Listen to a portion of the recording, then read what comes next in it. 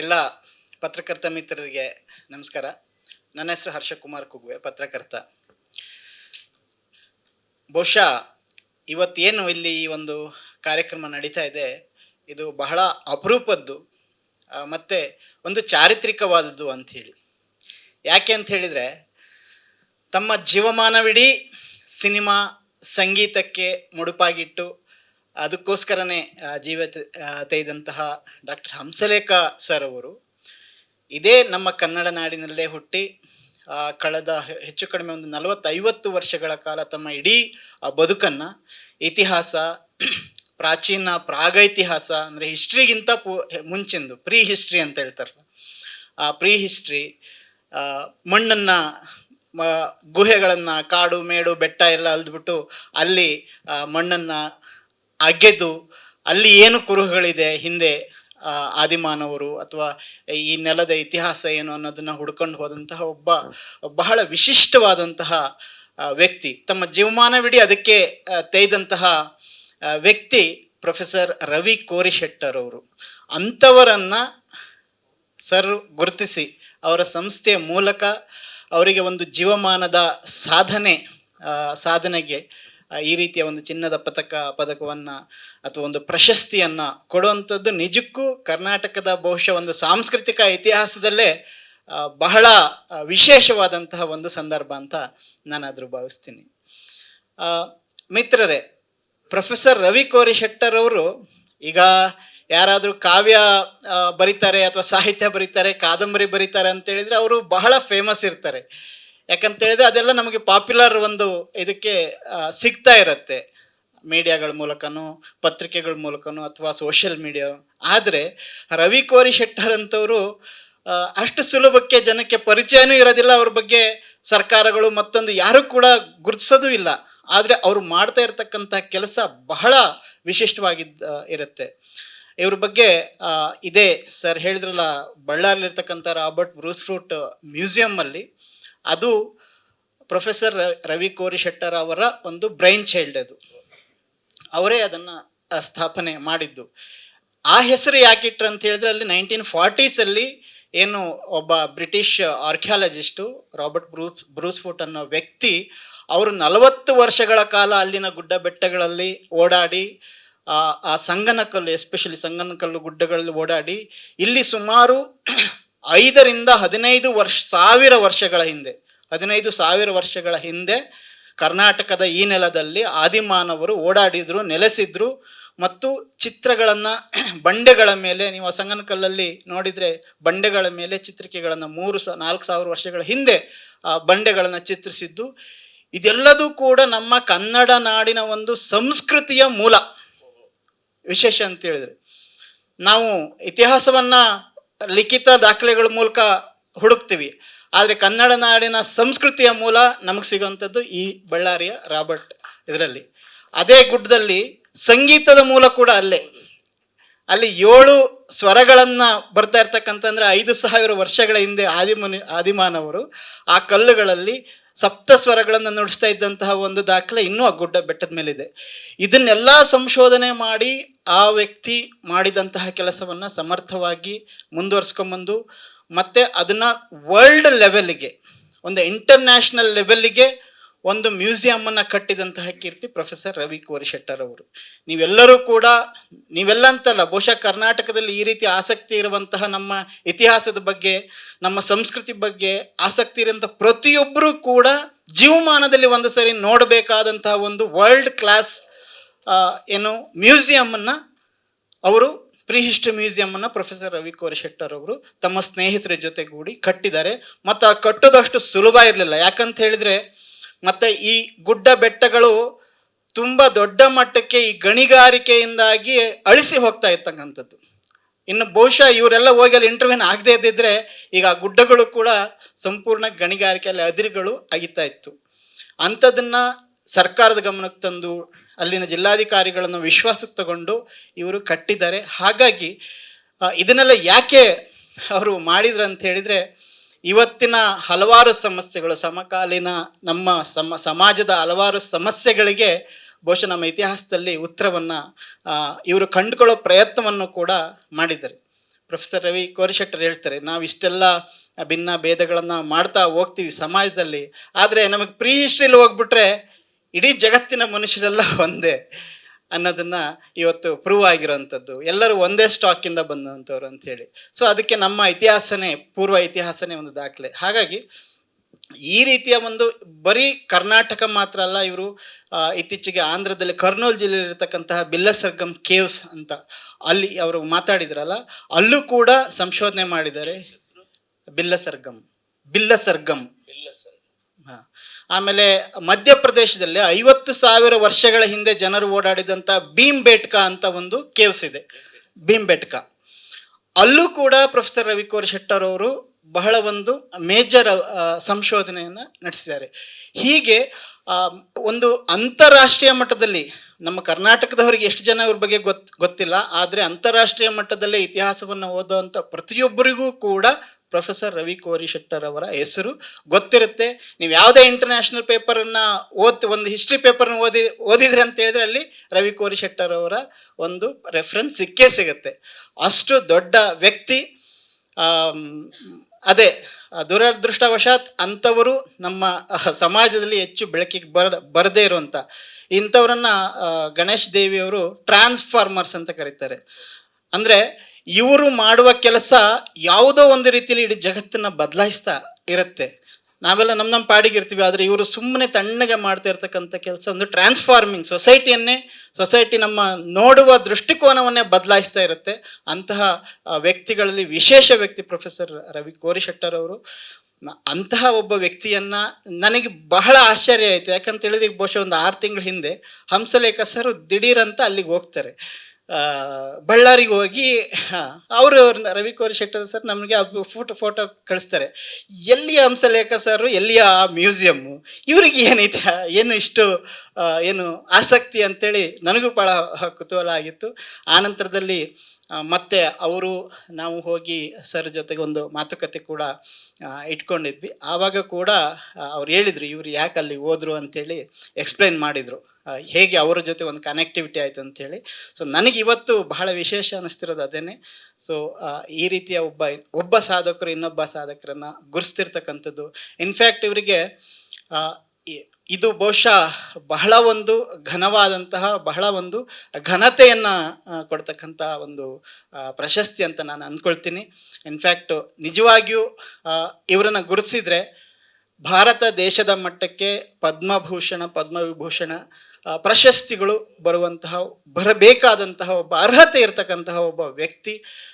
ಆದರೆ ಸರ್ಕಾರಗಳು ಅವ್ರನ್ನ ಗೊತ್ತಿಲ್ಲ, ನಿಮ್ಗೆ ಗೊತ್ತಲ್ಲ ಪ್ರಶಸ್ತಿಗಳು ಕೊಡುವ ವ್ಯಾಖ್ಯಾನಗಳು, ಮಾನದಂಡಗಳೆಲ್ಲ ಹೆಂಗಿರುತ್ತೆ ಅಂತೇಳಿ.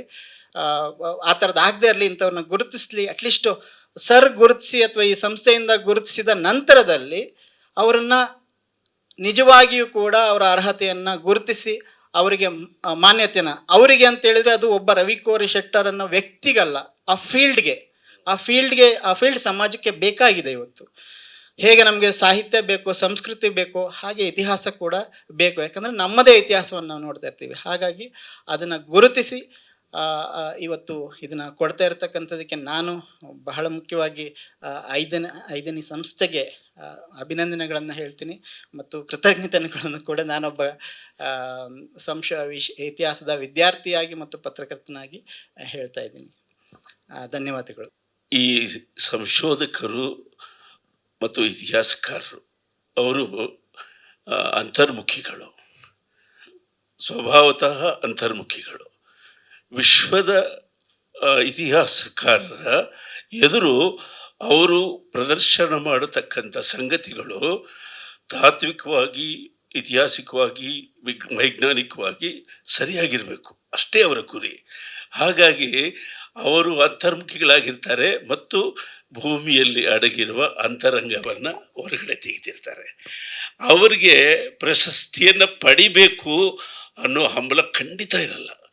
ಸಾವು ಒಂದು ಕಲೆ ಅಂತ ಅವರು ಗುರುತಿಸಿದ್ದಾರೆ. ಯಾವಾಗ 10,000 ವರ್ಷದ ಹಿಂದೆ ಆದಿಮಾನವನ ಸಾವು ಒಂದು ಕಲೆ ಅಂತ ಅವ್ರು ಗುರುತಿಸಿದ್ದಾರೆ. ಅಂಥ ಮುಗ್ಧ ವ್ಯಕ್ತಿಗಳು ಸರ್ಕಾರದ ಪ್ರಶಸ್ತಿಗಳ ಲಾಬಿಯಲ್ಲಿ ತೊಡಕೊಳ್ಳೋದು ಬಹಳ ಕಷ್ಟದ ಕೆಲಸ. ಬಹಳ ಕಷ್ಟದ ಕೆಲಸ ಅದು.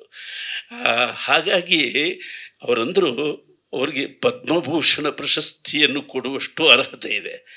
ಆದರೆ ಕೇಂದ್ರದಲ್ಲಿ ಅದರ ಕುರಿತು ಮಾತಾಡುವ ವ್ಯಕ್ತಿಗಳು ನಮ್ಮಲ್ಲಿಲ್ಲ. ಅಕಸ್ಮಾತ್ ಈ ವರ್ಷ ಅವರು 2 ವರ್ಷದಿಂದಲೂ ಅವರ ಗೆಳೆಯರೆಲ್ಲ ರಾಜ್ಯೋತ್ಸವ ಪ್ರಶಸ್ತಿಗೆ ಶಿಫಾರಸು ಮಾಡಿದ್ದಾರೆ. ಅದು ವಿಶೇಷ ವ್ಯಕ್ತಿತ್ವ ವಿಷಯ ಆಗಿರೋದ್ರಿಂದ ಅಲ್ಲಿನ ಜನಕ್ಕೆ ಅದು ಗೊತ್ತಾಗದೆ ಒಂದು 2-3 ವರ್ಷ ಕಳೆದೋಗಿದೆ.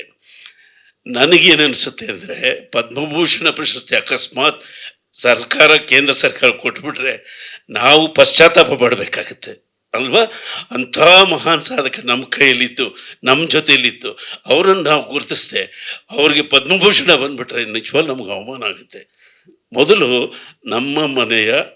ನಮ್ಮ ಮನೆಯ ಸಂಪತ್ತನ್ನು ನಾವು ಗುರುತಿಸ್ಬೇಕು ಅನ್ನೋ ಉದ್ದೇಶದಿಂದ ನಾವು ಯೋಚನೆ ಮಾಡಿದ್ವಿ. ಯಾಕೆ ಅಕಸ್ಮಾತ್ ಸರ್ಕಾರಕ್ಕೆ ಇದು ಗೊತ್ತಾಗದೆ ಹೋಗ್ತಿದ್ರೆ ಇನ್ನೊಂದು ವರ್ಷ ರವಿ ಕೋರಿಶೆಟ್ಟರ ಬಳಗವೆಲ್ಲ ಕೊರಗ್ತಾ ಇರುತ್ತೆ ಅಲ್ವಾ? ಅಯ್ಯೋ, ಅವ್ರಿಗೊಂದು ರಾಜ್ಯೋತ್ಸವ ಪ್ರಶಸ್ತಿ ಕೊಡೋಕ್ಕಾಗಲ್ಲ, ಒಂದು ಕೊರಗ್ತೀರಾ? ನನಗೆ ಅದು ಸಹಿಸೋಕ್ಕಾಗಲ್ಲ. ನಾನು ಡಾಕ್ಟರ್ ಶಿವರಾಜ್ ಕುಮಾರ್ ಅವರಿಗೆ ಜೀವಮಾನ ಸಾಧನೆಗಾಗಿ ನಮ್ಮ ಐದನಿ ಸಂಸ್ಥೆಯಿಂದ ಒಂದು ಪದಕ ಕೊಟ್ವಿ. ಈ ವಿಷಯವನ್ನು ನನಗನ್ನಿಸ್ತು, ಶಿವರಾಜ್ ಕುಮಾರ್ ಯಾರಿಗೂ ಗೊತ್ತಿಲ್ಲ, ಅವ್ರಿಗೆ ಏನು ಕಡಿಮೆ ಆಗಿದೆ, ಎಲ್ಲವೂ ಚೆನ್ನಾಗಿದೆ, ಆದರೂ ಅವ್ರಿಗೆ ಪ್ರಶಸ್ತಿ ಕೊಟ್ಟಿದ್ದೀವಿ. ಇವರು ಮಾಡೋ ಸಾಧನೆ ನೆನೆಸ್ಕೊಂಡು ನನಗೆ ನಿಜವಾಗಿಯೂ ನಡಕಾಗಿ ಬಂತು. ಮೊದಲು ನಾವು ಇವರನ್ನು ಗೌರವಿಸ್ಬಿಡೋಣ, ಆಮೇಲೆ ಸರ್ಕಾರ ಗುರುತಿಸ್ಲಿ, ಆಮೇಲೆ ಕೇಂದ್ರ ಸರ್ಕಾರ ಗುರುತಿಸ್ಲಿ. ಯಾರು ಗುರುತಿಸ್ತಾ ಇದ್ರು ಸರ್, ವಿಶ್ವಮಟ್ಟದಲ್ಲಿ ಎಲ್ಲ ವಿಜ್ಞಾನಿಗಳ ಚರ್ಚೆಯಲ್ಲಿ ಮೊದಲು ಹೆಸರು ಬರೋದು ರವಿ ಕೋರಿಶೆಟ್ಟರ್ ಅವರ ಹೆಸರು. ನಾನು ಮೊನ್ನೆ ತಮಿಳಿನಿಂದ ಕನ್ನಡ ಬಂದಿದೆ ಅಂತ ನಮ್ಮ ಕಮಲ್ ಹಾಸನ್ ಅವರು ಬಹಳ ತಮಾಷೆಗೆ ಹೇಳಿಬಿಟ್ರು. ನಾನು ಎಷ್ಟು ಧೈರ್ಯ ಇದ್ದರೆ ಕನ್ನಡದಿಂದ ಲಿಪಿ ಸಿಕ್ಕಿದ್ದು ತಮಿಳಿಗೆ ಅಂತ ನಾನು ಹೇಳಿದೆ. ನನಗೆ ಆ ಬಲ ಎಲ್ಲಿಂದ ಬಂತು ಅಂದರೆ, ಕೋರಿಶೆಟ್ಟರ್ ಅವರ ಹಿರಿಯ ಬಂಧು ನಮ್ಮ ಶಾ ಶೆಟ್ಟರು ಅವರು ದಾಖಲೆ ಮಾಡಿರ್ತಕ್ಕಂಥ ಎಲ್ಲ ದಾಖಲೆಗಳ ಆಧಾರದ ಮೇಲೆ ಕನ್ನಡದಿಂದ ತಮಿಳಿನ ಲಿಪಿಗೆ ಹೋಗಿದೆ ಅಂತ ನಾನು ಹೇಳಿದ್ದೀನಿ. ಸೊ ಹೀಗೆ ಇಷ್ಟೊಂದು ಮಹತ್ತರ ಸಾಧನೆಗಳನ್ನು ಮಾಡಿರೋ ವ್ಯಕ್ತಿಗಳನ್ನು ನಾವು ಮೊದಲು ಗೌರವಿಸ್ಬೋಣ, ಆಮೇಲೆ ಕೇಂದ್ರ ಸರ್ಕಾರ, ಆಮೇಲೆ ರಾಜ್ಯ ಸರ್ಕಾರ ಮಾಡಲಿ. ಇನ್ಫ್ಯಾಕ್ಟ್ ನೆನ್ನೆ ನಾನು ಸುಮ್ಮನೆ ಸೌಹಾರ್ದವಾಗಿ ನಮ್ಮ ಸಚಿವರಾದ ತಂಗಡಿಯವರಿಗೆ ಫೋನ್ ಮಾಡಿದೆ. ಅವರು ಫೋನ್ ತೆಗೆಯಲ್ಲ ರಾಜ್ಯೋತ್ಸವ ಸಂದರ್ಭದಲ್ಲಿ. ನನ್ನ ಪುಣ್ಯವೋ ನನ್ನ ಸಮಯವೋ ಚೆನ್ನಾಗಿತ್ತು, ತೆಗೆದುಕೊಂಡು ಹಂಸಲೇಖ ಅವರೇ ಏನು ವಿಷಯ ಅಂದರು. ನನಗೆ ಎಷ್ಟು ಸಂತೋಷ ಆಯಿತು ಅಂದರೆ, ನಾನು ಸುಮ್ಮನೆ ನನ್ನೊಂದು ವಿನಂತಿ ಇದೆ ಗುರುವೇ, ಈ ಐತಿಹಾಸಿಕ ವಿಭಾಗದಲ್ಲಿ ರವಿ ಕೋರಿಶೆಟ್ಟರ್ ಅಂತ ದೊಡ್ಡ ಸಾಧಕರಿದ್ದಾರೆ, ಸಾಧ್ಯವಾದರೆ ಅವ್ರಿಗೆ ಈ ವರ್ಷ ಪ್ರಶಸ್ತಿನ ಘೋಷಣೆ ಮಾಡಿ. ಹೌದಾ, ನೋಟ್ ಮಾಡ್ಕೊಂಡಿದ್ದೀನಿ ಅಂದರು. ಅದೇನಾಗುತ್ತೋ ಗೊತ್ತಿಲ್ಲ. ಅದಕ್ಕಿಂತಲೂ ಮುಂಚೆ ನಾವು ವಿಶ್ವಮಟ್ಟದ ಈ ವ್ಯಕ್ತಿಗೆ ಐದನಿ ಎಂಟರ್ಟೈನ್ಮೆಂಟ್ ಮುಖಾಂತರ ಒಂದು ಗೌರವವನ್ನು ಮಾಡೋಣ. ಸರ್, ನೀವು ಮಾತಾಡ್ಬಿಡಿ, ಮಿಕ್ಕಿದ ವಿವರಗಳನ್ನು ನಾನು ಆಮೇಲೆ ಮಾತಾಡ್ತೀನಿ. ಎಲ್ಲರಿಗೂ ಅಂತೇಳಿ ಇತಿಹಾಸ ದರ್ಪಣ ಪತ್ರಿಕೆಯ ಸಂಪಾದಕ ಮತ್ತು ಇತಿಹಾಸ ಸಂಶೋಧಕ. ಒಂದು ಮಾತಿದೆ, ಗೋಕುಲಾಷ್ಟಮಿಗೂ ಇಮಾಮ್ ಸಾಬಿಗೂ ಏನು ಸಂಬಂಧ ಅಂತ. ಆ ರೀತಿ ನಮ್ಮ ಚರಿತ್ರೆಯವ್ರಿಗೂ ನಾದ ಪ್ರಮೋದ ಜೊತೆಗೆ ಸಂಬಂಧ ಏನು ಅನ್ನೋದು ನನಗೆ ಹರ್ಷ ಅವ್ರು ಈಗ ಹೇಳಿದಾಗ ಗೊತ್ತಾಯಿತು. ಅಲ್ಲಿ ಸಪ್ತ ಸ್ವರಗಳ ಇದನ್ನ ಕೋರಿಶೆಟ್ಟರ್ ಸಂಗನಕಲ್ಲಿನ ಪ್ರದೇಶದಲ್ಲಿ ಕಂಡುಹಿಡಿದಿದ್ದಾರೆ. ಅದು ಒಂದು ಸಂಬಂಧವೇ ನಮ್ಮ ಚರಿತ್ರೆಗೂ ಮತ್ತು ಸಂಗೀತ, ಕಲೆ, ವಾಸ್ತುಶಿಲ್ಪಕ್ಕೂ ಒಂದು ಮೊದಲಿಂದ ಒಂದು ಅವಿನಾಭಾವವಾದಂಥ ಸಂಬಂಧ ಇದೆ. ಮೊಟ್ಟ ಮೊದಲಿಗೆ ನಾನು ರವಿ ಕೋರಿಶೆಟ್ಟರ್ ಅವರನ್ನು ಈ ಪ್ರಶಸ್ತಿಗೆ, ಐದನಿ ಎಂಟರ್ಟೈನ್ಮೆಂಟ್ ಜೀವಮಾನದ ಪ್ರಶಸ್ತಿಗೆ ಆಯ್ಕೆ ಮಾಡಿರ್ತಕ್ಕಂಥ ಏನು ಆಯ್ಕೆ ಸಮಿತಿಯ ಸದಸ್ಯರಿದ್ದಾರೋ ಅವ್ರಿಗೆ ಮತ್ತು ಹಂಸಲೇಖ ಸರ್ನ ಇತಿಹಾಸ ಮತ್ತು ಪುರಾತತ್ವ ಶಾಸ್ತ್ರಜ್ಞರ ಪರವಾಗಿ ಮೊಟ್ಟ ಮೊದಲಿಗೆ ಅಭಿನಂದಿಸ್ತೇನೆ ಸರ್. ಕಾರಣ ಇಷ್ಟೇ, ಇತಿಹಾಸಕಾರರು ಮತ್ತು ಪುರಾತತ್ವ ಶಾಸ್ತ್ರಜ್ಞರು ಒಂದು ರೀತಿಯ ಶಿಲಾ ತಪಸ್ವಿಗಳಿದ್ದಂಗೆ. ಯಾಕೆ ಅಂತ ಅಂದರೆ, ಮನೆ ಮಠ ಸಂಸಾರಗಳನ್ನೆಲ್ಲ ತೊರೆದು ತಮ್ಮನ್ನು ಸಂಪೂರ್ಣವಾಗಿ ಶ್ರದ್ಧೆ ಮತ್ತು ಅಷ್ಟೇ ಒಂದು ನಿಷ್ಠೆಯಿಂದ ತಮ್ಮ ಅಧ್ಯಯನದಲ್ಲಿ ತೊಡಗಿರ್ತದೆ. ಅದು ಅಧ್ಯಯನದಲ್ಲಿ ಏನು ಎ ಸಿ ರೂಮ್ನಲ್ಲಿ ತೊಡಗಿರ್ತದೆ ಅಂತ ಭಾವಿಸ್ಕೋಬೇಕಾಗಿಲ್ಲ. ಒಂದು ಬರಡು ಭೂಮಿನಲ್ಲಿ ಯಾವುದೋ ಒಂದು ಐತಿಹಾಸಿಕವಾದಂಥ ಒಂದು ಸ್ಥಳ ಅಂತ ನಾವು ಹಿಸ್ಟಾರಿಕಲ್ ಸೈಟ್ ಅಂತ ನಾವು ಕರಿತೀವೋ ಅಂಥ ಒಂದು ನೆಲೆಯಲ್ಲಿ ಕುತ್ಕೊಂಡು ಎಸ್ಕವೇಷನನ್ನು ಮಾಡ್ತಾರೆ, ಭೂ ಉತ್ಖನನವನ್ನು ಮಾಡ್ತಾರೆ.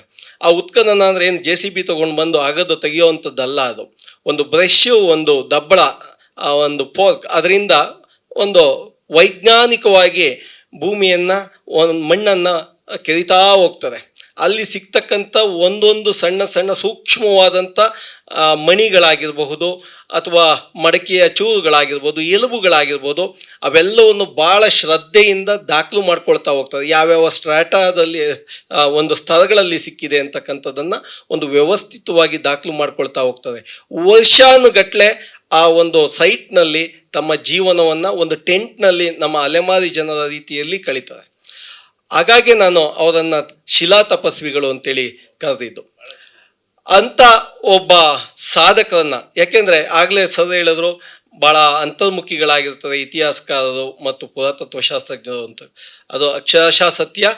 ಯಾವ ಪ್ರಚಾರದ ಗೀಳಿಗೂ ಹೋಗದೆ ತಮ್ಮಷ್ಟಕ್ಕೆ ತಾವು ಎರೆಹುಳುವಿನಂತೆ ಭೂಮಿಯ ಒಳಗಡೆ ಹೇಗೆ ಒಂದು ಭೂಮಿಯನ್ನು ಫಲವತ್ತು ಮಾಡ್ತಾ ಹೋಗುತ್ತೋ, ಹಾಗೆ ನಮ್ಮ ನಾಡಿನ ಇತಿಹಾಸ ಮತ್ತು ಸಂಸ್ಕೃತಿಯ ಬಗೆಗೆ ಲಕ್ಷಾಂತರ ವರ್ಷಗಳ ಹಿಂದೆ ಮಾನವರು ಏನು ಜೀವನವನ್ನು ನಡೆಸಿ ಹೋಗಿದ್ದಾರೋ ಅದನ್ನು ಮತ್ತೆ ಪುನರ್ರಚಿಸುವಂಥ ಪ್ರಯತ್ನ ಅಂದರೆ ಅದು ಅಸಾಧಾರಣವಾದಂಥ ಕೆಲಸ. ಅಂತಹ ಒಂದು ಭಾಳ ಶ್ರಮವನ್ನು ಬೇಡ್ತಕ್ಕಂಥ ಕೆಲಸವನ್ನು ಜೀವನ ಪೂರ್ತಿ ಮಾಡ್ತಾ ಬಂದಿರತಕ್ಕಂಥದ್ದು. ಹೆಚ್ಚು ಕಡಿಮೆ ಅವ್ರಿಗೆ 75 ವರ್ಷ ಇವಾಗ. ಆ 75 ವರ್ಷಗಳಲ್ಲಿ ರವಿ ಕೋರಿ ಶೆಟ್ಟರ್ ಅವರು ಸುಮಾರು 55 ವರ್ಷಗಳನ್ನು ತಮ್ಮ ಸಂಶೋಧನೆಗಾಗಿಯೇ ತಮ್ಮನ್ನು ಮುಡುಪಾಗಿಟ್ಕೊಂಡು ಕೆಲಸಗಳನ್ನು ಮಾಡ್ತಾ ಇವತ್ತಿಗೂ ಕೂಡ ಮಾಡ್ತಾ ಬರ್ತಾ ಇರ್ತಕ್ಕಂಥವ್ರು. ಅಂತಹ ಅಂತಾರಾಷ್ಟ್ರೀಯ ಮಟ್ಟದ ಪ್ರಾಗೈತಿಹಾಸಿಕ ತಜ್ಞರನ್ನು, ಪ್ರಾಕ್ತನಶಾಸ್ತ್ರಜ್ಞರನ್ನು ನಮ್ಮ ಐದನೇ ಎಂಟರ್ಟೈನ್ಮೆಂಟ್ ಬಳಗ ಗುರುತಿಸಿರ್ತಕ್ಕಂಥದ್ದಕ್ಕೆ ನಾನು ಹೃತ್ಪೂರ್ವಕವಾಗಿ ಅವರನ್ನು ಹಂಸಲೇಖ ಸರ್ ಅವರನ್ನು ಅಭಿನಂದಿಸ್ತೇನೆ. ಒಂದು ಭಾಳ ಮುಖ್ಯವಾಗಿ ಒಂದು ವಿಚಾರವನ್ನು ಗಮನಿಸಬೇಕು. ಎಷ್ಟು ಮಟ್ಟಿಗೆ ಪುರಾತತ್ವಶಾಸ್ತ್ರಜ್ಞರು ಕೆಲಸಗಳನ್ನು ಮಾಡ್ತಿರ್ತಾರೆ ಅಂದರೆ, ಡೆಕ್ಕನ್ ಕಾಲೇಜಿನಲ್ಲಿ ಶೀಲಾ ಅಂತೇಳಿ ಮೇಡಮ್ ಒಬ್ಬರು ಪ್ರೊಫೆಸರು ತಮ್ಮ 6 ತಿಂಗಳ ಮಗುವನ್ನು ಅಲ್ಲೇ ಸೈಟ್ನಲ್ಲೇ ಇರ್ತಕ್ಕಂಥ ಒಂದು ಮರಕ್ಕೆ ಜೋಳಿಗೆ ಹಾಕಿ ಕೆಲಸಗಳಲ್ಲಿ ಉತ್ಖನನದಲ್ಲಿ ತೊಡಗಿರ್ತಕ್ಕಂಥ ನಿದರ್ಶನಗಳನ್ನು ಅವರ ವಿದ್ಯಾರ್ಥಿಗಳ ಬಾಯಿಂದ ನಾನು ಕೇಳಿ ತಿಳ್ಕೊಂಡಿದ್ದೇನೆ. ಹಾಗೆ ಕೋರಿ ಶೆಟ್ಟರ್ ಅವರು ಕೂಡ ಸಂಗನಕಲ್ಲು ಮತ್ತು ಜ್ವಾಲಾಪುರಂನಂತಹ ಕರ್ನೂಲ್ ಕೇವ್ ಗುಹೆಗಳಲ್ಲಿ ಅವರು ತಮ್ಮ ಬದುಕಿನ ಬಹುದಿನಗಳನ್ನು ಅಲ್ಲಿ ಸಂಶೋಧನೆಯಲ್ಲಿ ಕಳೆದಂಥವರು. ಅಂತಹ ಮಹಾನ್ ಸಾಧಕರನ್ನು, ನಿಜವಾಗಿಯೂ ಮಹಾನ್ ಸಾಧಕರವರು, ಯಾಕೆಂದರೆ ಎಂದೂ ಕೂಡ ಪ್ರಚಾರವನ್ನು ಬಯಸಿದಂಥವರಲ್ಲ. ಮುಖ್ಯವಾಹಿನಿಯ ಜನಸಾಮಾನ್ಯರಿಗೆ ಪರಿಚಯ ಇಲ್ಲ. ನಮಗೆ ಸಿನಿಮಾ ನಟರ ಪರಿಚಯ ಇರ್ತದೆ, ಅಥವಾ ಕ್ರಿಕೆಟರ್ಸ್, ಕ್ರೀಡಾಪಟುಗಳ ಪರಿಚಯ ಇರ್ತದೆ, ಮತ್ತು ಬೇರೆ ಎಲ್ಲ ಸಾಹಿತಿಗಳು, ರಾಜಕಾರಣಿಗಳ ಪರಿಚಯ ಇರ್ತದೆ, ಕಲಾವಿದರುಗಳ ಪರಿಚಯ ಇರ್ತದೆ. ಆದರೆ ಇತಿಹಾಸಕಾರರು ಮತ್ತು ಪುರಾತತ್ವಶಾಸ್ತ್ರಜ್ಞರು ಯಾರು ಅಂತ ಹೇಳಿದ್ರೆ ನಮ್ಗೆ ಹೇಳಲಿಕ್ಕೆ ಆಗೋದಿಲ್ಲ, ಜನಸಾಮಾನ್ಯರಿಗೆ ಪರಿಚಯ ಇರೋದಿಲ್ಲ, ಒಬ್ಬರ ಹೆಸರನ್ನು ಕೂಡ ಹೇಳಲಿಕ್ಕೆ ಸಾಧ್ಯ ಇರೋಲ್ಲ. ಅಂತಹ ಅಪರೂಪದ ಮಹಾನ್ ಸಾಧಕರನ್ನು ಐದನೇ ಎಂಟರ್ಟೈನ್ಮೆಂಟ್ ಬಳಗ ಇವತ್ತು ಗುರುತಿಸಿ ಅವರಿಗೆ ಜೀವಮಾನದ ಸಾಧನೆಗೆ ಈ ಒಂದು ಪ್ರಶಸ್ತಿಯನ್ನು ಕೊಡ್ತಾ ಇದ್ದಾರೆ. ಅದು ನನಗೆ ಇತಿಹಾಸದ ಒಬ್ಬ ವಿದ್ಯಾರ್ಥಿಯಾಗಿ ನಿಜಕ್ಕೂ ಹೆಮ್ಮೆಯ ವಿಚಾರ ಅಂತೇಳಿ ನಾನು ಭಾವಿಸ್ತೇನೆ. ಅದೇ ರೀತಿ ಸರ್ ಒಬ್ಬರು ಪ್ರಶ್ನೆ ಕೇಳಿದ್ರು, ಯಾವತ್ತೂ ಕೂಡ ಅರ್ಜಿಯನ್ನು ಹಾಕ್ಕೊಂಡು ನನಗೆ ಪ್ರಶಸ್ತಿ ಬೇಕು ಅಂತೇಳಿ ಇತಿಹಾಸಕಾರರಾಗಲಿ ಪುರಾತತ್ವಶಾಸ್ತ್ರಜ್ಞರಾಗಲಿ ಕೇಳಿರ್ತಕ್ಕಂಥ ನಿದರ್ಶನಗಳು ಇಲ್ಲ. ಆದರೆ ಈ ನಾಡಿನ ಇತಿಹಾಸ ಮತ್ತು ಸಂಸ್ಕೃತಿಯನ್ನು ಕಟ್ಟುವಲ್ಲಿ, ಅದನ್ನು ಪುನರ್ರಚಿಸುವಲ್ಲಿ ಅವರ ಪಾತ್ರ ಮಹತ್ವಪೂರ್ಣವಾದದ್ದು. ರವಿ ಕೋರಿ ಶೆಟ್ಟರ್ ಅವರ ಸೋದರ ಸಂಬಂಧಿ, ಅವ್ರಿಗೆ ಸೋದರ ಮಾವ ಆಗಬೇಕಾಗಿರ್ತಕ್ಕಂಥವ್ರು ಶಾ ಶೆಟ್ಟರ್ ಅವರು ಕನ್ನಡದಲ್ಲಿ ಸಾಕಷ್ಟನ್ನು ಕೃತಿಗಳನ್ನು, ಸಂಶೋಧನೆಗಳನ್ನು, ಪುಸ್ತಕಗಳು ಬಂದಿರೋದ್ರಿಂದ ಒಂದಷ್ಟು ಆ ವಲಯದಲ್ಲಿ ಪರಿಚಯ ಇದ್ದಾರೆ. ಆದರೆ ರವಿ ಕೋರಿ ಶೆಟ್ಟರ್ ಅವರು ಕನ್ನಡದಲ್ಲಿ ಬರೆದಿರ್ತಕ್ಕಂಥದ್ದು ಭಾಳ ವಿರಳ. ಅವ್ರು ಹೆಚ್ಚಿನ ಬರವಣಿಗೆಗಳು, ಸುಮಾರು 150 ಪ್ರಬಂಧಗಳನ್ನು ರಚನೆ ಮಾಡಿದ್ದಾರೆ. ಅವು ಅಂತಾರಾಷ್ಟ್ರೀಯ ಮಟ್ಟದ ಜರ್ನಲ್ಗಳಲ್ಲಿ ಪಬ್ಲಿಷ್ ಆಗಿದೆ. ಮತ್ತು ಸುಮಾರು 10ಕ್ಕೂ ಹೆಚ್ಚು ಪುಸ್ತಕಗಳನ್ನು ವಿವಿಧ ಔಟ್ಲೆಟ್ನಂತಹ ಪಬ್ಲಿಕೇಶನ್ಗಳಲ್ಲಿ ಪ್ರಕಟ ಆಗಿದ್ದಾವೆ. ಅಂತಹ ಮಹಾನ್ ಸಾಧಕರನ್ನು ಐದನಿ ಬಳಗ ಗುರುತಿಸಿರೋದಕ್ಕೆ ಮತ್ತೊಮ್ಮೆ ಹಂಸಲೇಖ ಸರ್ ಅವರನ್ನು, ಹಾಗೆ ಈ ಒಂದು ಪ್ರಶಸ್ತಿಗೆ ಭಾಜನರಾಗಿರ್ತಕ್ಕಂಥ ರವಿ ಕೋರಿ ಶೆಟ್ಟರ್ ಇಬ್ಬರನ್ನು ಕೂಡ ಹೃತ್ಪೂರ್ವಕವಾಗಿ ಅಭಿನಂದಿಸ್ತೇನೆ. ಧನ್ಯವಾದಗಳು. ಐದನಿ ಅಂದರೆ ನಮಗೆ ಪಂಚಭೂತಗಳು ಗೊತ್ತಿದೆ. ಪಂಚಭೂತಗಳ ಧ್ವನಿ ಸ್ವರೂಪವೇ ಐದನಿ. 5 ಎಲಿಮೆಂಟ್ಸ್ ಏನು ಅನ್ನೋದು ಎಲ್ಲರೂ ಗೊತ್ತಿದೆ. ಗಾಳಿ, ನೀರು, ಮಣ್ಣು, ಆಕಾಶ, ಬೆಂಕಿ. ಅವುಗಳಿಗೆ ಒಂದು ಧ್ವನಿ ಕೂಡ ಇದೆ ಅನ್ನೋದು ಕೂಡ ಮುಖ್ಯ. The siblings of the 5 elements are called pentatonic scales ಅಂತ. ಅದನ್ನು ನಾನು ಐದನಿ ಅನ್ನುವ ಹೆಸರಿನಲ್ಲಿ ಒಂದು ಸಂಗೀತ ಶಾಸ್ತ್ರವನ್ನಾಗಿ ರೂಪಿಸಿದ್ದೀನಿ. ಅದಕ್ಕೆ ಸುಮಾರು 18 ವರ್ಷಗಳ ಕಾಲ ತೆಗೆದುಕೊಂತು. ಈಗ ಐದನಿ ಸಂಗೀತ ಶಾಸ್ತ್ರವನ್ನು ನಮ್ಮ ಮೈಸೂರಿನ ಗಂಗೂಬಾಯಿ ಹಾನಗಲ್ ವಿಶ್ವವಿದ್ಯಾಲಯ ಡಿಲೀಟ್ ಕೊಟ್ಟು ಅದಕ್ಕೆ ಮಾನ್ಯತೆಯನ್ನು ಕೊಟ್ಟಿದೆ. ಈಗ ಮುಂದಿನ ಕೆಲಸ ಏನು ಅಂದರೆ ಐದನಿ ಸಂಗೀತ ಶಾಸ್ತ್ರದ ಪಠ್ಯಗಳನ್ನು ಕಲಿಸುವ ಮತ್ತು ಕಲಿತುಕೊಳ್ಳುವ ಪೀಳಿಗೆಯನ್ನು ಬೆಳೆಸಬೇಕು. ಅದು ಆ ಕೆಲಸ ಮಾಡ್ತಾ ಇದ್ದೀವಿ.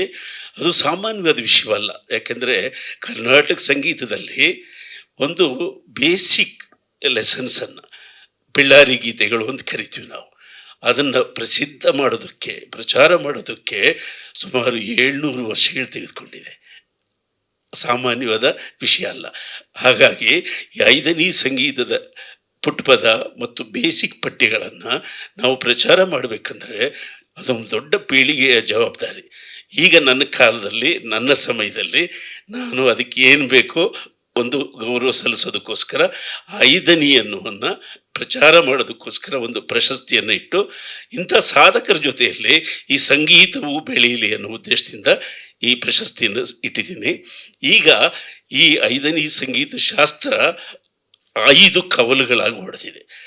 ಈಗ ಸಂಗೀತ ಅಂದರೆ ಗಾಯನ, ಗಾಯನ ಆದಮೇಲೆ ನರ್ತಣಿ, ಅದಾದಮೇಲೆ ಭಾವನೆ, ಅದಾದಮೇಲೆ ಸೃಜನಿ, ಅದಾದಮೇಲೆ ಈ ತಾಂತ್ರಿಣಿ, ಹೀಗೆ ಅದು ಕವಲುಗಳಾಗಿ ಹೊಡಿತಾ ಹೋಗ್ತವೆ. ಈ ಮುಂದಿನ ಶಾಸ್ತ್ರವಾದ ನರ್ತಣಿ, ಐದನಿಯ 2ನೆಯ ಶಾಸ್ತ್ರ ನರ್ತಣಿ, ಇದನ್ನು ನಾವು ಶಾಸ್ತ್ರೋಕ್ತವಾಗಿ ಕಲಿಯುವ ಬಗ್ಗೆ, ಪಠ್ಯಗಳ ಬಗ್ಗೆ ಎಲ್ಲವನ್ನು ಸಂಶೋಧನೆ ಮಾಡ್ತಾಯಿದ್ವಿ. ಹೀಗೆ ಸಂಶೋಧನೆ ಮಾಡ್ತಿದ್ದಾಗ ನನಗೆ ಒಂದು ಈ ತಾಳದ ಆದಿಮಾನವನ ಆನಂದ ಎಲ್ಲಿದೆ ಅಂತ ಕಂಡುಹಿಡಿಬೇಕು ಅಂತ ಯೋಚನೆ ಮಾಡಿದ್ವಿ. ನರ್ತಣಿ ಅಂದರೆ ಆತ್ಮವು ಅವಿಸಿಟ್ಟುಕೊಂಡ ಭಾವಭಾಷಾಶಾಸ್ತ್ರ. ಆತ್ಮವು ಅವಿಸಿಟ್ಟುಕೊಂಡ ಭಾವಭಾಷಾಶಾಸ್ತ್ರ ಯಾವುದು ಅಂದರೆ ಅದು ನರ್ತಣಿ. ಅದು ಹೇಗೆ ಸಿದ್ಧಾಂತ ಮಾಡೋದು? ಆದಿಮಾನವ ತನ್ನ ಮೂಲದಲ್ಲಿ ಆನಂದಕ್ಕಾಗಿ ಯಾವ ರೀತಿ ಕುಣಿತಿದ್ದ, ಇದರ ಸಂಶೋಧನೆಗೆ ಹೊರಟ್ರೆ ನಾವು ಹರಪ್ಪ ಮೊಹೆಂಜೊದಾರೋ ಹತ್ರಕ್ಕೆ ಹೋಗ್ಬಿಟ್ವಿ. ಅಲ್ಲಿ ಈರುಳಿಗರು ಅನ್ನುವ ಒಂದು ಟ್ರೈಬ್ಸ್ ಇದ್ದರು. ಅವರ DNA ಹರಪ್ಪ ಮೊಹೆಂಜೊದಾರದಲ್ಲಿದೆ. ಸರಿ, ಆ DNA ಹುಡ್ಕೊಂಡು ಬಂದರೆ ನಮ್ಮ ರಾಮನಗರದಲ್ಲಿ ಆ ಈರುಳ್ಳಿಗರ 300 ಮನೆಗಳಿದ್ದಾವೆ. 300 ಅವ್ರನ್ನ ಪೂಜಾರಿ ಕುಲ ಅಂತ ಕರೀತಾರೆ. ಅವರಲ್ಲಿ ಒಂದು ತಾಳ ಇದೆ. ಅದು ಏನು ತಾಳ ಅಂದರೆ ಧಿಮ್ ಧಿಮ್ ಧಿಮ್ ತದ ತದ ಧಿಮ್ ಧಿಮ್ ಧಿಮ್, ಈ ಥರದೊಂದು ತಾಳ. ಈ ತಾಳವನ್ನು ನಾನು ಭಾಳ ಆಕರ್ಷಕವಾಗಿ ಸಂಶೋಧನೆ ಮಾಡ್ತಾ ಹೋದರೆ ಅದರ ತುದಿ ನೀಲಗಿರಿಯಲ್ಲಿದೆ. ನೀಲಗಿರಿಯಲ್ಲಿ ಕೋಟ, ತೋಡ, ಈರುಳಿಗ, ಕುಡುಂಬ, ಈ ರೀತಿಯಾದ 6 ಟ್ರೈಬ್ಸ್ ಇದ್ದಾರೆ. ಈ 6 ಟ್ರೈಬ್ಸು ಸ್ವಲ್ಪ ಭಿನ್ನ ಭಿನ್ನ ಆಚರಣೆಗಳಿದ್ದರು. ಅವರ ಕುಣಿತದ ತಾಳ ಇದೇ ಆಗಿದೆ. ಯಾರು ಈರುಳಿಗರು ಏನು ಕುಣಿತಾರೋ ಅದೇ ತಾಳದಲ್ಲಿ ಅವರು ಕುಣಿತಾವ್ರೆ. ನಾನು ಇದನ್ನೆಲ್ಲ ಸ್ವಲ್ಪ ದಾಖಲು ಮಾಡಿಕೊಂಡು ಬೆಂಗಳೂರಿಗೆ ಬಂದರೆ, ಮೊನ್ನೆ ಯಾವುದೋ ಒಂದು ಕಾರ್ಯಕ್ರಮದಲ್ಲಿ ನಮ್ಮ ಮುಖ್ಯಮಂತ್ರಿಗಳಾದಂಥ ಸಿದ್ದರಾಮಯ್ಯನವರು ಅಲ್ಲಿ ಯಾರು ಆ ತಾಳ ಹಾಕಿದ್ರೆ ಆ ತಾಳಕ್ಕೆ ತಕ್ಕಂಗೆ ಅವರು ಕುಣಿತಿದ್ದಾರೆ. ನಾನು ಅವಾಗ ಯೋಚನೆ ಮಾಡಿದೆ, ನಾವು ವೇದಗಳು ಮತ್ತು ಇತ್ಯಾದಿಗಳ ಮೂಲಕ ನಮ್ಮ ಜ್ಞಾನ ಭಂಡಾರವನ್ನು ದಾಖಲು ಮಾಡ್ಕೊಳ್ತಾ ಬರ್ತೀವಿ ಅಲ್ವಾ. ಆದರೆ ಈ ಬುಡಕಟ್ಟಿನ ಜನ, ಆದಿಮಾನವರು, ಅವರಿಗೆ ಬರವಣಿಗೆ ಗೊತ್ತಿಲ್ಲದೆ ಇರೋದರಿಂದ ತಾಳದ ಮುಖಾಂತರ ತಮ್ಮ ಜ್ಞಾನ ಪರಂಪರೆಯನ್ನು ಅವರು ಕ್ಯಾರಿ ಮಾಡ್ತಾ ಬಂದಿದ್ದಾರೆ ಅನ್ನೋದು ಗೊತ್ತಾಗಿ ನಾನು ಈ ಮಾತನ್ನು ಬರೆದೆ. ನರ್ತಣಿ ಅಂದರೆ ಆತ್ಮವು ಅವಿಸಿಟ್ಟುಕೊಂಡ ಭಾವಭಾಷಾಶಾಸ್ತ್ರ. ಸೊ ಹಾಗಾಗಿ ನಾನು ಸಂಗನಕಲ್ಲಿಗೆ ಹೋಗಲೇಬೇಕಾಯಿತು, ಕೋರಿ ಶೆಟ್ಟರ್ನ ಮೀಟ್ ಮಾಡಬೇಕಾಗಿತ್ತು. ಈ ಈರುಳಿಗರಂದರೆ ಯಾರು, ಇವರು DNA ಏನು, ಇವರು ಎಷ್ಟು 1000 ವರ್ಷಗಳಿಂದ ಇದ್ರು ಇಲ್ಲಿ ಅಂತ ಕೇಳಿದ್ರೆ ಅವರು ದಾಖಲೆಗಳ ಸಮೇತ ಪಳೆಯುಳಿಕೆಗಳ ಸಮೇತ ಎಲ್ಲವನ್ನು ವಿವರಿಸಿಟ್ಟು ಅವರ ಸಂಗೀತದ ಧ್ವನಿಗಳು ಯಾವ ಬಂಡೆ ಮೇಲೆ ಹೇಗಿದೆ ಅದನ್ನೆಲ್ಲ ತೋರಿಸಿದ್ರು. ಇದು ಎಷ್ಟು ದೊಡ್ಡ ವಿಷಯ ಅಂದರೆ ಹೇಳ್ಕೊಳ್ಳೋಕ್ಕೆ ಒಂದು ಹೆಮ್ಮೆ ಅನಿಸುತ್ತೆ ನಮಗೆ. ತಮಿಳ್ನಾಡಿನಲ್ಲಿ ಐರಾವತಂ ಮಾಧವನ್ ಅಂತ ಒಬ್ಬರಿದ್ದಾರೆ. ಅವರು ಹರಪ್ಪ ಮೊಹೆಂಜೋದಾರದ ಲಿಪಿಯನ್ನು ಅವರು ಓದೋದಕ್ಕೆ ಜೀವನವಿಡೀ ಕಷ್ಟಪಟ್ಟಿದ್ದಾರೆ ಆ ಲಿಪಿಯನ್ನು ಓದಬೇಕು ಅಂತ. ಅವರಷ್ಟೇ ತೂಕದ ವ್ಯಕ್ತಿ ರವಿ ಕೋರಿ ಶೆಟ್ಟರ್, ಅವರಷ್ಟೇ ತೂಕದ ವ್ಯಕ್ತಿ. ನಾನು ಈ ಮಹತ್ವದ ವಿಷಯವನ್ನು ನನ್ನ ಓಕೆ ಚಿತ್ರದ ಸಹ ನಿರ್ಮಾಪಕರು ಅವರಿಗೆ ವಿಷಯ ತಿಳಿಸಿದೆ. ಯಾಕೆಂದರೆ ನವಂಬರ್ 15ರಿಂದ ರೆಗ್ಯುಲರ್ ಆಗಿ ಶೂಟಿಂಗ್ ಶೆಡ್ಯೂಲ್ ಆಗಿತ್ತು. ನಾನು ಹೇಳಿದೆ, ಇಂಥ ಒಂದು ವ್ಯಕ್ತಿಗೆ ಒಂದು ಪ್ರಶಸ್ತಿಯನ್ನು ಕೊಟ್ಬಿಟ್ಟು ಬಳ್ಳಾರಿಯಲ್ಲಿ ಹೋಗಿ ಆ ಮ್ಯೂಸಿಯಂ ಇದ್ದರು ಅವರಿಗೆ ಸನ್ಮಾನ ಮಾಡಬೇಕು ಅಂದೆ. ನಮ್ಮ ಪ್ರೊಡ್ಯೂಸರ್ ಅಂದರು, ಸರ್ ಶೂಟಿಂಗ್ ಬೇಕಾದ್ರೆ 15 ದಿವಸ ನಿಧಾನ ಮಾಡಿ ಮೊದಲು ಆ ಕೆಲಸ ಮಾಡಿ ಅಂದರು. ಈಗ ನವಂಬರ್ 14ನೇ ತಾರೀಕು ಮಕ್ಕಳ ದಿನಾಚರಣೆ ದಿವಸ ಆ ಅದ್ಭುತವಾದ ಮ್ಯೂಸಿಯಂ ಆವರಣದಲ್ಲಿ ಅವರ ಎಲ್ಲ ಸಾಧನೆಗಳು ಬಲ್ಲಂಥ ಸಾಧಕರ ಜೊತೆಯಲ್ಲಿ ಕೂರಿಸಿ, ಸಾಧ್ಯವಾದರೆ ವೀರಭದ್ರಪ್ಪನವ್ರನ್ನ ಕರೆಯೋಣ ಅಂದ್ಕೊಂಡಿದ್ದೀನಿ, ಆ ಕಡೆಯ ದೇಸಿ ಲೇಖಕ, ಅವ್ರನ್ನೆಲ್ಲ ಕೂರಿಸಿ ರವಿ ಕೋರಿ ಶೆಟ್ಟರ್ ಅವರಿಗೆ ಹೃದಯ ತುಂಬಿ 5ನೇ ಎಂಟರ್ಟೈನ್ಮೆಂಟ್ ಮುಖಾಂತರ ಒಂದು ಚಿನ್ನದ ಪದಕವನ್ನು ಕೊಟ್ಟು ಹೃದಯ ತುಂಬಿ ಸನ್ಮಾನಿಸಬೇಕು ಅನ್ನೋದು ನಿರ್ಧಾರ ಮಾಡಿದ್ದೀವಿ. ಹಾಗಾಗಿ ಈ ಸುದ್ದಿಯನ್ನು ಮಾಧ್ಯಮ ಮಿತ್ರರು ಸ್ವಲ್ಪ ವಿವರವಾಗಿ ಜನಸಾಮಾನ್ಯರಿಗೆ ಮತ್ತು ಬುದ್ಧಿವಂತರಿಗೆ ತಿಳಿಯುವ ಹಾಗೆ ಮಾಡಬೇಕು ಅಂತ ನಾನು ಹೃದಯಪೂರ್ವಕವಾಗಿ ಕೇಳ್ಕೊತೀನಿ ಸರ್. ನಿಜ ಒಳ್ಳೆ ಮಾತು ಹೇಳಿದ್ರೆ ಅದು 13-14ನೇ ಶತಮಾನ. ಅಷ್ಟೊತ್ತಿಗಾಗಲೇ ಕರ್ನಾಟಕ ಸಂಗೀತ ವಿವರವಾಗಿ ಬೆಳೆದಿತ್ತು. ಆಮೇಲೆ 72 ಮೇಳಕರ್ತ ರಾಗಗಳು ಆಗಲೇ ಸಿದ್ಧವಾಗಿ ಹೋಗಿದ್ವು. ಹಾಗಾಗಿ ಕರ್ನಾಟಕ ಸಂಗೀತ ಸಮರ್ಥವಾಗಿ ಬೆಳೆದಿತ್ತು. ಅದರ ಒಳಗಡೆ ಗರ್ಭದಲ್ಲಿ ಈ 5 ದನಿಗಳಿದ್ದಾವೆ. ಅದನ್ನು ನಾವು ಅರ್ಥ ಮಾಡ್ಕೊಳ್ಬೇಕಂದ್ರೆ ಕೋರಿ ಶೆಟ್ಟರ್ ಹತ್ರ ಬರಬೇಕು. ಅಲ್ಲಿ ಮ್ಯೂಸಿಯಂ ಎದುರುಗಡೆ ಒಂದು ದೊಡ್ಡ ಹಳೆಯ ಬಂಡೆಯನ್ನು ಅವರು ಆದಿಮಾನವರು ಗುರುತಿಸಿರುವ ಒಂದು ಬಂಡೆಯನ್ನು ಇಟ್ಟಿದ್ದಾರೆ. ಅಲ್ಲಿ ಒಂದು ಏನೋ ವಿಚಿತ್ರವಾದ ಒಂದು ರೇಖಾಚಿತ್ರ ಇದೆ. ಆ ರೇಖಾಚಿತ್ರದ ಮೂಲೆಯಲ್ಲಿ ಆ ದನಿಗಳಿದ್ದಾವೆ ಅಂತ ಅವ್ರು ಹೇಳ್ತಾರೆ. ಎಸ್. ಸೊ ಹೀಗಾಗಿ ಈ ಸುಸಂದರ್ಭವನ್ನು ನಾವು ರವಿ ಕೋರಿ ಶೆಟ್ಟರ್ ಅವ್ರಿಗೆ ಸಂತೋಷ ಪಡಿಸ್ಬೇಕು ಅನ್ನೋದೇ ಒಂದೇ ಉದ್ದೇಶ ಸರ್. ಯಾಕೆಂದರೆ ಇರ್ಫಾನ್ ಹಬೀಬ್ ಅನ್ನೋರು ಅತಿ ದೊಡ್ಡ ವಿದ್ವಾಂಸರವರು. ಹರಪ್ಪ ಮೊಹೆಂಜೊದಾರೋ ಕುರಿತು ಮತ್ತು ಸುಮೇರಿಯನ್ ಕಲ್ಚರ್ ಕುರಿತು ವಿಶ್ವದ ಎಷ್ಟೋ ನಾಗರಿಕತೆಗಳ ಕುರಿತು ಅವರು ಹಿಸ್ಟ್ರಿಯನ್ನು ಬರಿತಾ ಇರ್ತಕ್ಕಂಥ ವ್ಯಕ್ತಿ. ಅವರ ಬಾಯಲ್ಲಿ ಸದಾ ರವಿ ಕೋರಿ ಶೆಟ್ಟರ್ ಅವರ ಹೆಸರಿರುತ್ತೆ. ಅದಕ್ಕೆ ನಾವು ಹೆಮ್ಮೆ ಪಡೋಣ. ಈ ಸಂದರ್ಭವನ್ನು ಇಡೀ ಕರ್ನಾಟಕಕ್ಕೆ ಅರ್ಥ ಮಾಡಿಸೋಣ ಅಂತ ನಾನು ಕೇಳ್ಕೊತೀನಿ ಸರ್. Thank you.